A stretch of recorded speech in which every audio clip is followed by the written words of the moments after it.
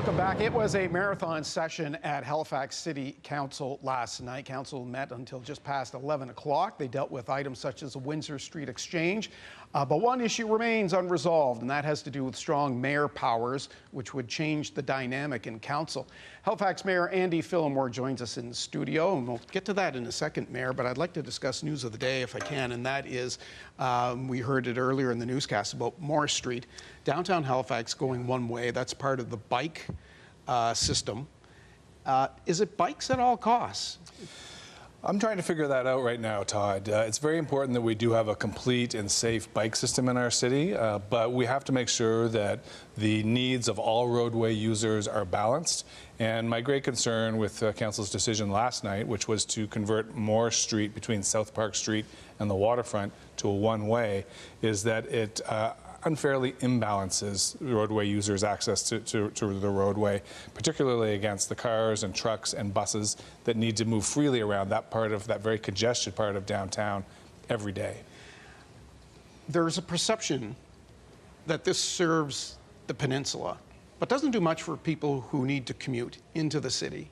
Those people who can't bicycle to the peninsula, say from Bedford or Cole Harbour and other places. Is it too much in favor of one part of the city and not enough in the other?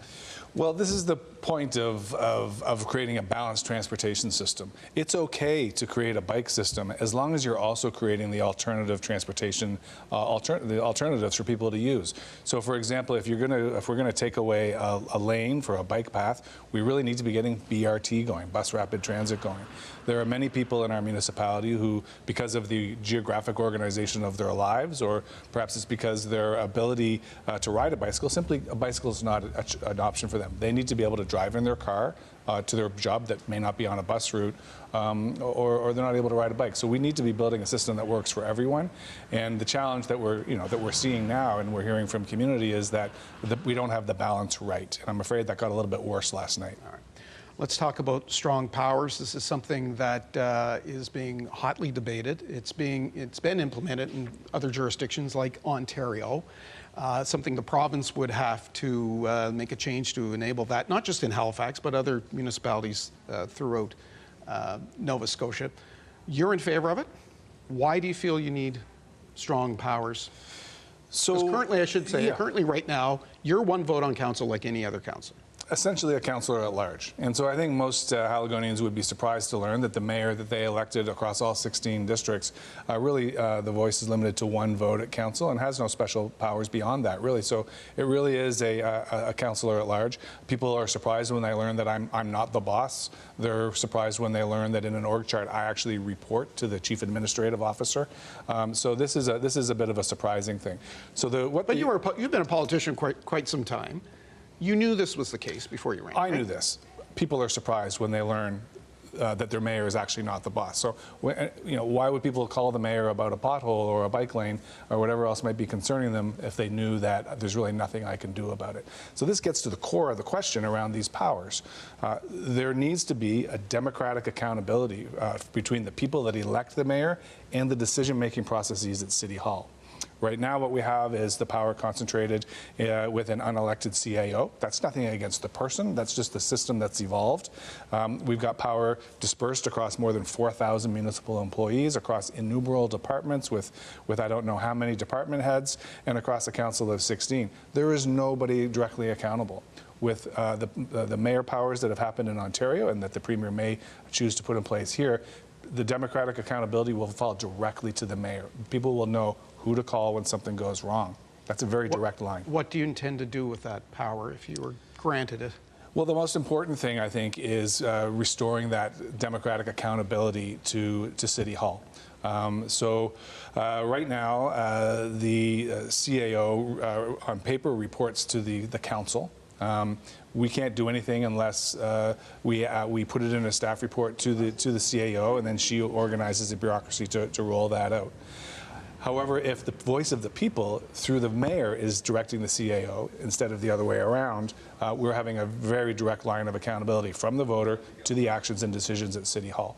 So that's the way that we see it in American cities. That's the way we're seeing great success in Upper Canadian cities, and that is, I think, what the provincial government is interested in doing. They want a great partner in solving the economic problems that we're facing, solving the housing challenges, and right now they're not sure they have a great partner. Have you talked to the Premier or the Minister about this, and where do you think the decision lies at this point? When would something possibly come? Yeah, I've had informal conversations with members of the government about first of all, about the priorities that we share, solving for housing and congestion and productivity.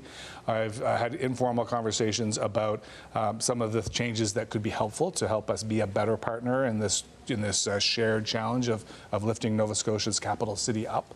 I have not formally asked for these powers as of yet, but I think the Premier and the Minister have expressed that they want HRM to do better and that they might step in to help us. Well, one of your colleagues, a councillor, told us that she doesn't feel that City Council is collaborative right now. Why is it gridlock? Why is it?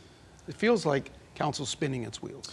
Well, it's in the nature of large organizations or bureaucracies to evolve over time to protect their way of doing things the way they've always done them, to be resistant to change. This is organizational behavior 101. We're in a place in HRM right now where change is happening at an exceedingly rapid pace, where population is growing faster than we've ever seen it before.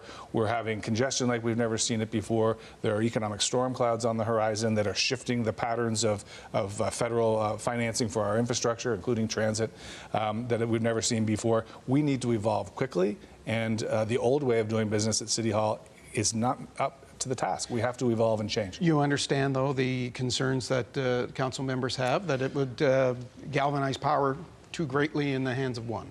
Well, look, I don't think that there is anything wrong with a mayor being accountable to the electorate that elected him or her. I was elected with a very strong mandate on to solve for affordability, housing, and congestion. And voters are understandably frustrated that I've been unable to move the platform that they voted for forward. By giving the mayor a little bit more power in the way that staff is allocated, the way that the agenda is created at City Hall, then we can close that gap. And I will say as well, the point that the mayor being the boss of the public service is a bad thing. I would push back on, Todd. We see in the federal government and in the provincial government, the Prime Minister and premiers appointing the senior civil service regularly, and that doesn't bias the staff or weaken them. If anything, it sharpens their tasks to be focused, laser focused on the issues that voters elected the leader to act on. And this will come to something of a head tomorrow at City Council. That's right, it will. We'll be watching that. Mayor Fillmore, appreciate you coming in. Thanks, Todd. That's Andy Fillmore, the Mayor of Halifax. We'll take a break. We'll be back with much more.